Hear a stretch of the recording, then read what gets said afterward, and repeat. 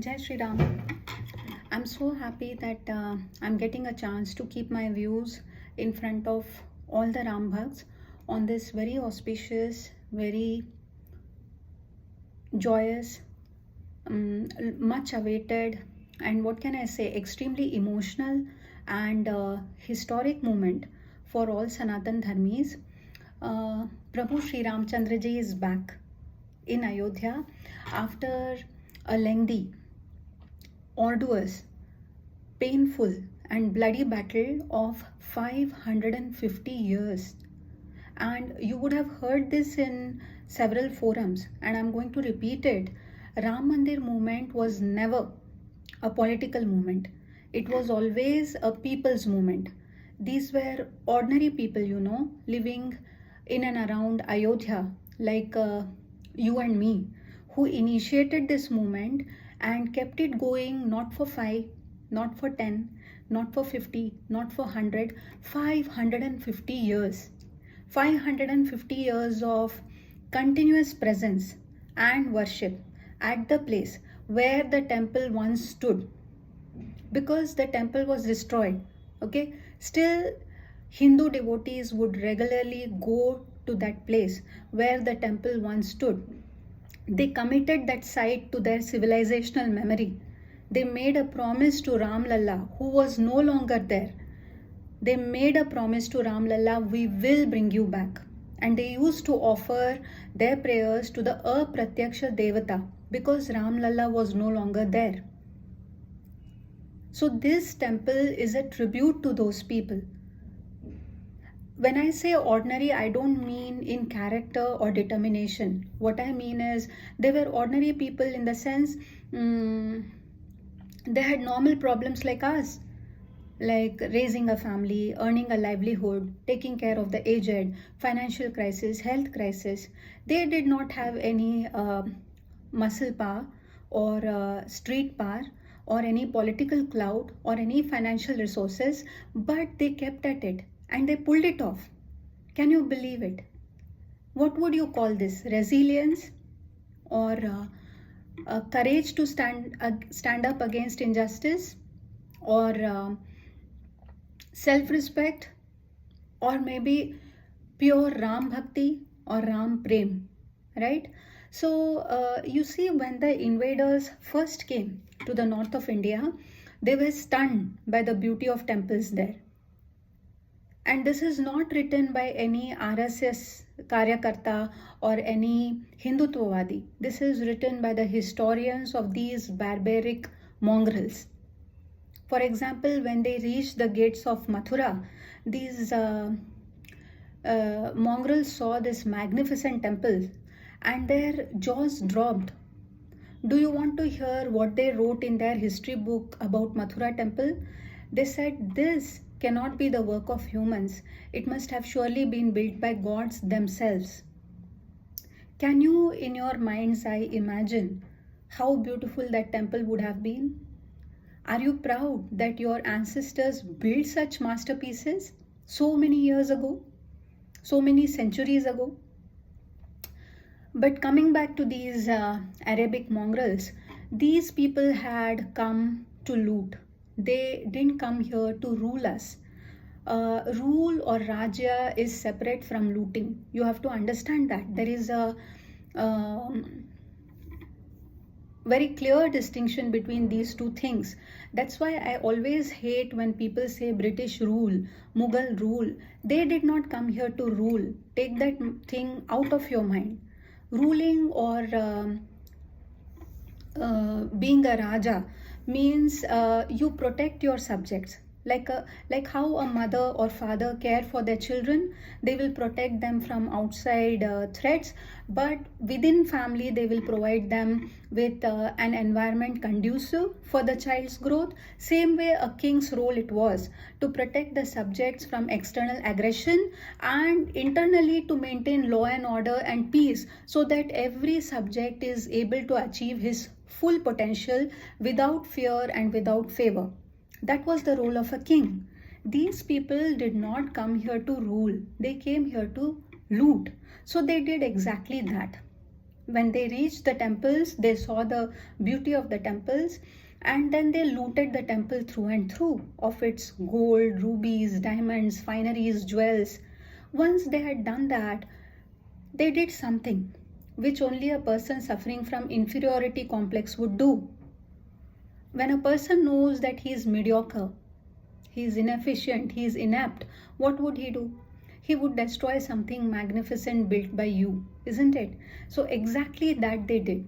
They demolished the temples, much to the horror of the Hindu devotees present there. The Hindu devotees begged to them, stop it. For you, these may be mere stones. For us, these are our pride. Take whatever wealth you want, but don't destroy our temples. But you know what? Inferior people or people suffering from inferiority complex seldom show mercy. So these people, these mongrels from desert also did not show mercy. They continued with their destruction. And the Hindu devotees who begged to them to stop had lost it all. They had somehow survived the mass massacre committed by these desert mongrels. Everything near and dear to them had been snatched away from them brutally. Their homes had been destroyed, their livelihoods had been taken away from them, their women had been raped and sold away in faraway markets as slaves, their children were taken in as slaves, their able and young bodied men had been hacked to death. Still, those who survived begged to these monsters to stop the destruction. What do you think was going on in their mind? They were not thinking about themselves. They had lost it all. But they were thinking about the future generations. And they begged to these monsters, stop the destruction, which they did not. Right? See, even before these invaders came, Hindu kings also used to fight wars between themselves, but there were some unwritten rules of war, code of conduct that was followed by the kings. The kings never attacked at night. Also, it was a rule not to attack unarmed people. Also, you cannot attack civilians. Also, raping and abusing women was unheard of. And slave trading of the conquered people was also unheard of in Bharatiya Sanskriti. These desert mongrels broke all the rules of the war, and they caught our ancestors unawares. And that's how they wreaked the havoc on our people. Still, our ancestors had that forethought. They thought about the future generations and they begged to these people, stop the destruction. Can you believe it? One such desert mongrel by the name Babar reached the gates of Ayodhya. He saw this magnificent temple. Like his predecessors, he first looted the temple through and through. Once he was done looting, he went on to destroy the temple. And then he didn't stop at that. He built a hideous, ugly structure on that site. And you know what he told the people of Ayodhya? You are a defeated people. And this structure will remind you forever of your defeat. You dare not raise your heads again. You dare not pray or celebrate your festivals. You dare not sing or dance. You dare not learn or hone your skills. And above all, you dare not rebuild something so magnificent that I have just now destroyed. He inflicted the last blow on our civilization. But our ancestors, though they had lost it everything, they did not lose their self-respect. Right under his nose, the Hindu devotees kept going to that site every single day, offering their prayers to the Apratyaksha Devata and vowing to Ramlalla that we will bring you back. They committed that site to their civilizational memory.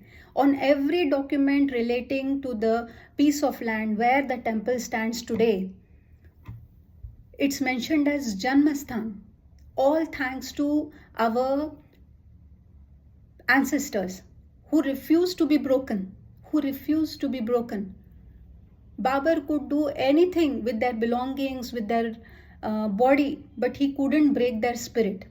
Because actual defeat is when you think that you're defeated. That Babur could not achieve with our ancestors. Our ancestors kept going to that site. Do you think it was easy for them to go like that? They were threatened, abused, humiliated, tortured. Still they kept going. Unbroken record of regular presence and worship at the site where the temple stood. So even after knowing all this, if someone asks you, why a temple? What should you answer them? You should tell them a temple is necessary for two things. Firstly, to give a tight resounding slap. And secondly, to make a statement. Tight resounding slap to whom, you might ask? Tight resounding slap to Babur and his supporters. He could not break the spirit of our ancestors. Sorry, he is defeated today. And secondly, to make a statement that truth will prevail and not the lies, that knowledge will prevail and not the ignorance, that light will prevail and not darkness, that beauty and aesthetics will prevail and not destruction, that culture and civilization will always win and not barbarism, that excellence will always win and not mediocrity, that resilience will prevail and not tyranny. And if you want to say all of this in one phrase, you will say, so that dharma will prevail. We need this temple so that dharma will prevail and not adharma. Because that's what Sri Ramachandra stood for. Sri Ramachandra, you must be aware, was banished to the forest. And Ravan, the most powerful king of those times, a bully king, he thought, what a ordinary forest dweller will do. So he kidnapped Sita. Okay. He did not know that Ramchandra was not an ordinary forest dweller. He was a Kshatriya. Okay. Ramchandra walked all the way to the southern borders of India. On the way, he built alliances with kings. By the time he reached the shores of India,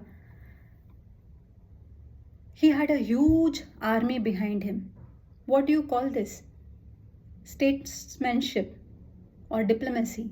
Because you have to understand, he was no ordinary forest dweller. He was a king at the end of the day, and he knew how to build alliances. Then he crossed the ocean, went to Lanka. He fought a dharmic war and he defeated Ravana in a fair battle. And what did he do? He brought his beautiful, lovely wife honorably back to Ayodhya. He did not touch a paisa from Lanka. In fact, people told him, hey, you have won this land, it's yours, take it. Look at how beautiful Lanka is. To that, Sri Ramchandra ji replies, Janani Janma Bhumischa Swargadapi Garyasi. My motherland Ayodhya is more dearer to me than heavens themselves. Do you understand what kind of personality Ramji has? He knows how to protect his honor. That's why he's our cultural spine.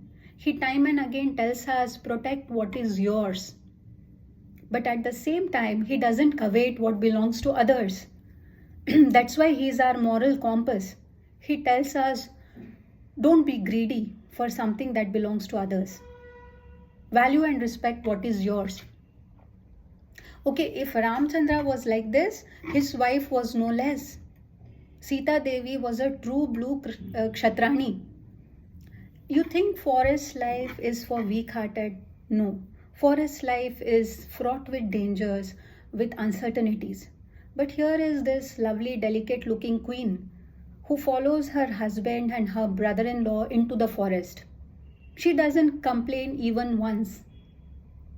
She walks shoulder to shoulder with them. Isn't that feminine power?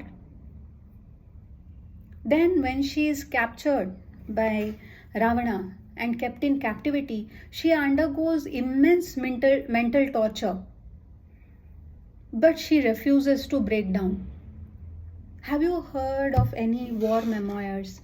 Have you read accounts of people who are held in captivity by hostile or enemy country? Just read them once. Your heart will shiver, because such people are broken for life. Even when they come back, they are not able to adjust to normal surroundings, because they undergo so much torture that no human can bear. And this here delicate looking queen is in Ravana's captivity, and she is subjected to immense mental torture, but she comes out unscathed. She is not broken, she is not vindictive. In fact, the amount of torture she goes through, Hanumanji witnessing it tells her, "Come with me, I'll take you to Ramchandra. Why do you have to suffer like this?" For that she replies, "I have full faith in my husband. I'll wait for him." Do you think this is a talk of a naive lady? No. She is a true blue Kshatrani who is well aware that Ramchandra is going to be the future king of Ayodhya, and she is going to be the future queen. She is very well aware that in public life, image matters, and she doesn't want any blemish on either her husband's image or her own image. So she tells coolly to Hanumanji, "No problem, I'll wait for Sri Ramchandra." So these are the kings and queens who walked these lands, and they were, you can tell that they had divine qualities. They are the reason. See, it's a pity that we don't study them in our syllabus now, but our kings of the yore used to study these ideals, these role models.